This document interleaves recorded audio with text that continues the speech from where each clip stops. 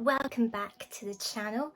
As always, a huge thank you to all of you for continuing to support me here on the channel. I am so glad that I eventually started this YouTube channel after a decade of procrastination. Yes, I didn't do this for an entire decade, and I'm so happy that I am doing it now. And thank you to you all for coming along on this little creative journey with me. This week, I am thankful enough to be celebrating my 11th wedding anniversary with my incredible husband. And every year I like to create something to wear on our anniversary date. And this year is no exception. So I thought I'd take you along on that little journey to create this year's anniversary dress, from the inspiration to the drafting and then of course the sewing. So grab a cuppa and come along with me as I create my anniversary dress.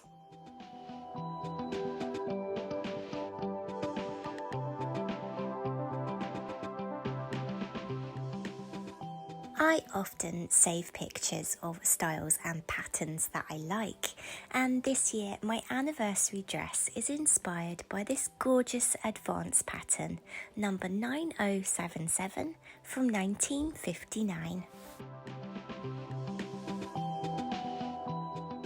Heading to the fabric stash, I knew that I wanted to make this dress from a solid colour, and I went for my favourite scuba fabric.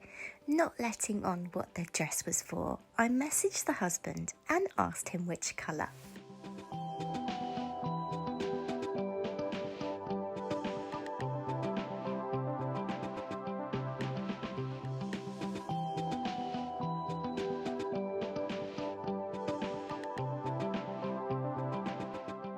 To draft this dress, I began by tracing my bodice block pattern.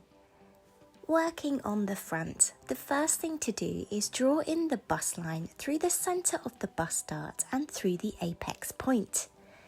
Then plot your under bust line onto the pattern, mine being 3 inches below my bust line.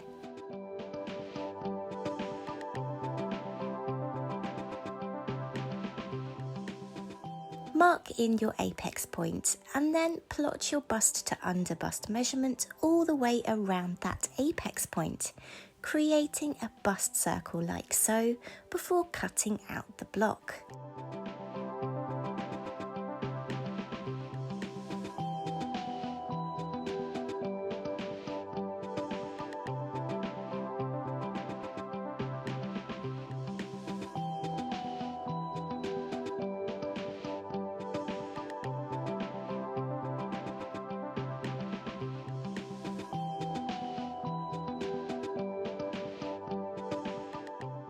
Now separate the bottom of the pattern from the top by cutting along the under bust line.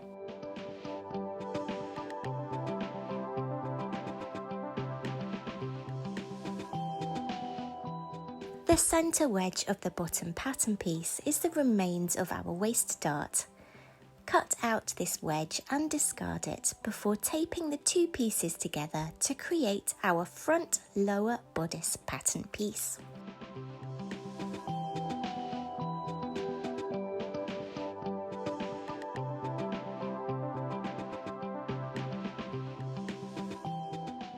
Using some spare paper, trace this pattern piece, smoothing out any sharp edges like so.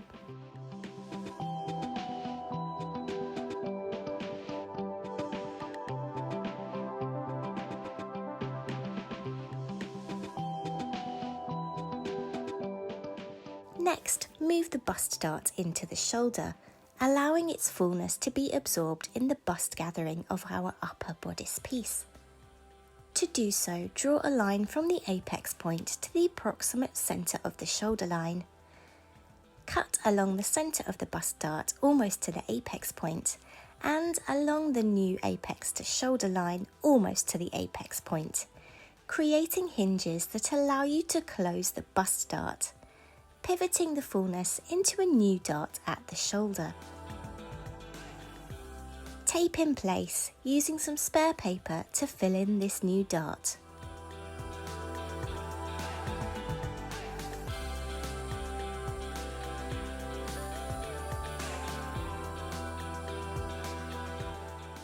Also use some paper to true the side of your pattern like so. Now it's time to draw in the style lines on our upper bodice. Make a mark 1/2 inch below the edge of the arm side and join this mark in a curved line to the top of the bust circle, then downwards towards the centre front of the pattern.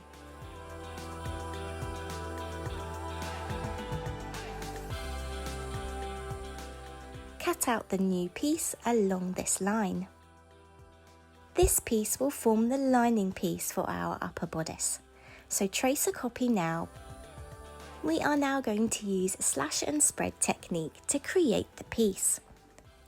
Taking your ruler, mark at 1 inch intervals along the base of the pattern piece, then copying these marks onto the bust line before drawing vertical lines through these marks, effectively dividing up our pattern piece. Number these pieces from left to right so that you know what order to place them in when we add fullness to the pattern. Now cut up each of the vertical lines dividing the pattern into pieces.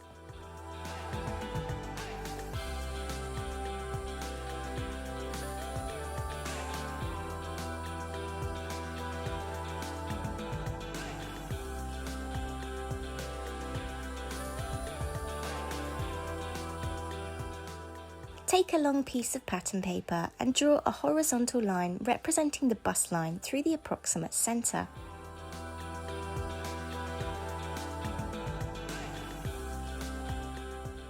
Taking your pieces, line the bust line on the piece up to the bust line on the pattern paper, placing each piece an inch apart to add fullness.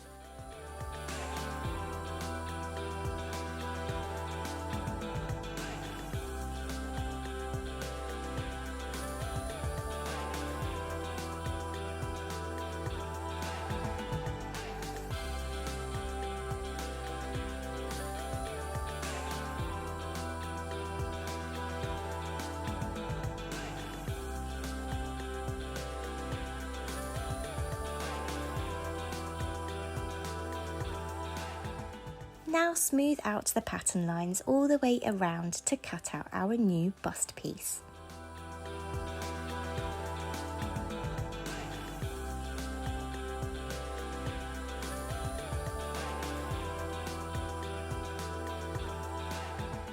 And here are my upper and lower bodice pieces neatly traced and cut out. And I've also marked the centre front on the pieces and added a fold mark to show to cut each of these pieces on the fold.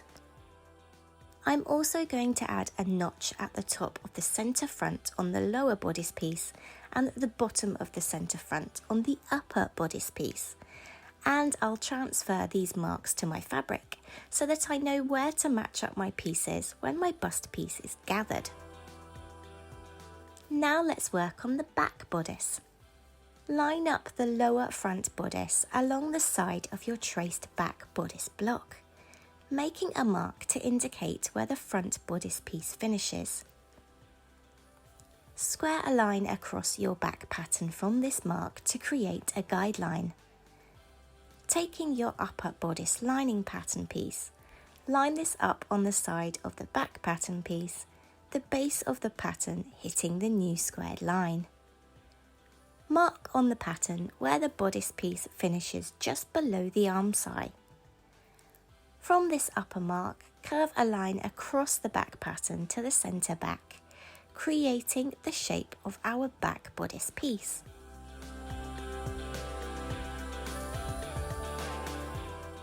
Now cut out this new piece.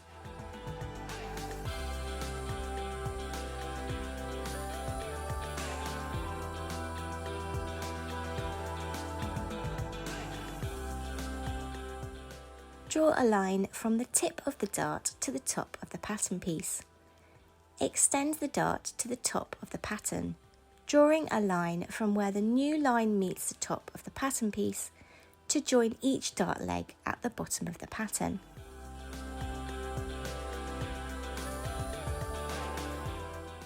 Now cut out this new dart wedge from the pattern and discard it before joining the two pieces together, taping them in place before tracing the pattern onto some more paper, smoothing out those pattern lines.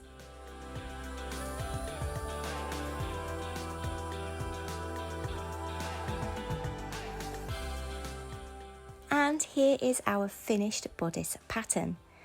Remember, none of these pieces have any seam allowance, so you'll have to add this as you cut out your fabric. For the straps, I cut long strips of fabric 2 inches wide. My finished straps will measure 1/2 inch.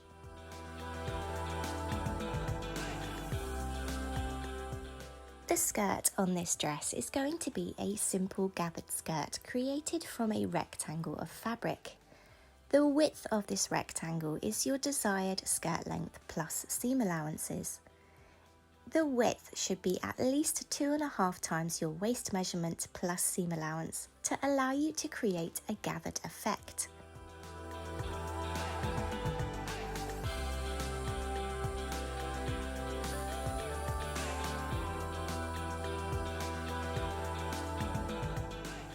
Beginning with the straps, fold them in half lengthways and sew all along before turning the piece inside out to create your strap.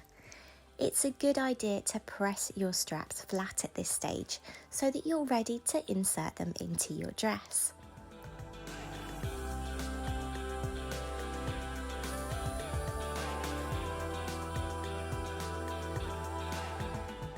And here are my pressed straps. Onto the bodice, and I've decided to pleat my upper bodice piece rather than gather it. Because I'm using scuba fabric with more weight, simply gathering the piece could mean that it ends up sagging at the bust. A stiffer fabric like cotton wouldn't have this issue, and I could even steam the gathers in place to set them.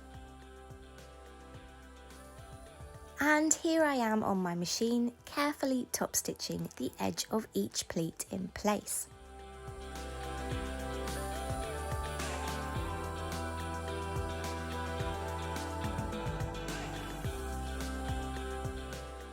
Sew each lower bodice piece to an upper bodice piece, right sides together.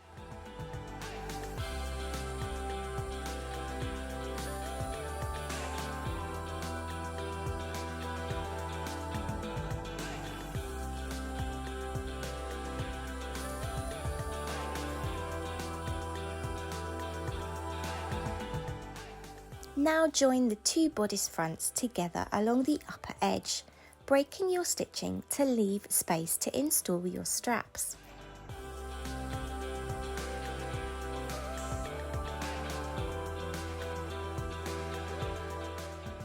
Grabbing your back bodice pieces, place them right sides together and sew all along the top, stitching them together.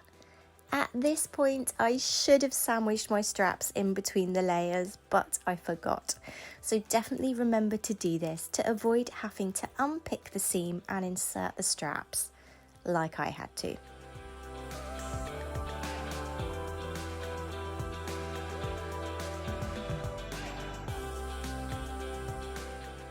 Now join the front and back bodices together all along the right side seam.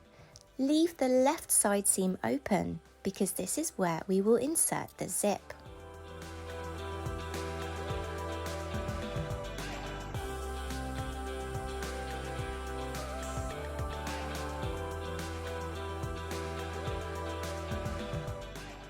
Using the longest stitch length on your machine, run a line of stitching all along the top of your skirt piece.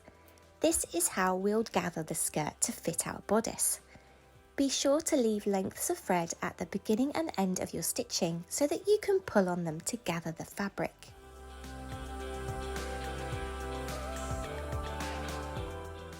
At this point, I also folded my skirt piece in half widthways to find and mark the centre point. This will help when it comes to gathering the skirt and joining it to our bodice.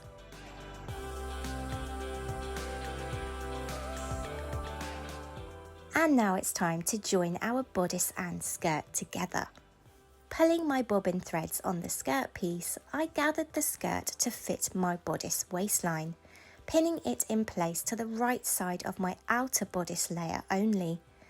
I haven't gathered the fabric at the outer edges of the waistline because this will help make inserting the zip easier. The middle mark I made on my skirt piece earlier lines up with the sewn side seam on my bodice to help me evenly space the gathers.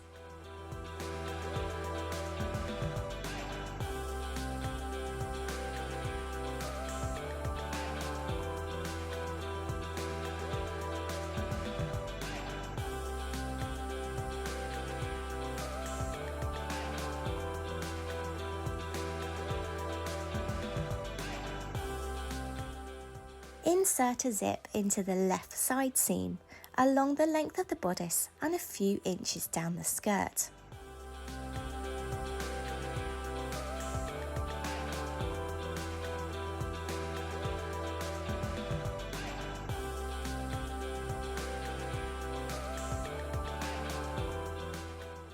Now finish the side seam, stitching from the hem all the way up to the base of your zip.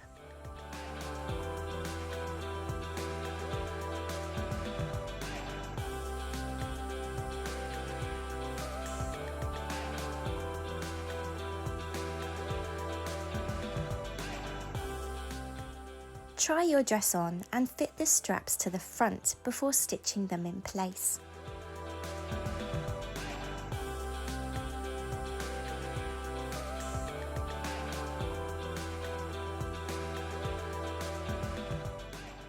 Then understitch all along the top seam of the bodice, pushing the seam allowances to the lining side to get a lovely clean, neat edge. I then slip stitched the lining layer to the zip and all along the waistline, tucking in the raw edges. All that's left is to hem your dress. And now it's time for the reveal.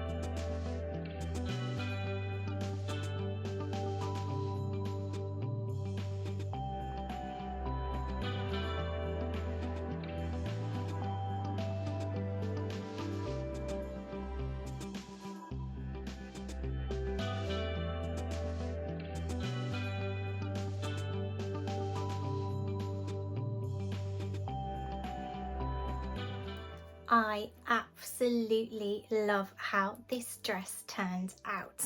I'm really glad too that I decided to pleat the bodice. Pleating isn't something I do very often, but I absolutely love the results, and I'm definitely going to make a lot more of these dresses, including a few with cotton so that I can actually create a gathered bodice this time. But yeah, you've guessed it. Until next week, stay safe, friends, and always be kind to yourselves. Take care. Bye.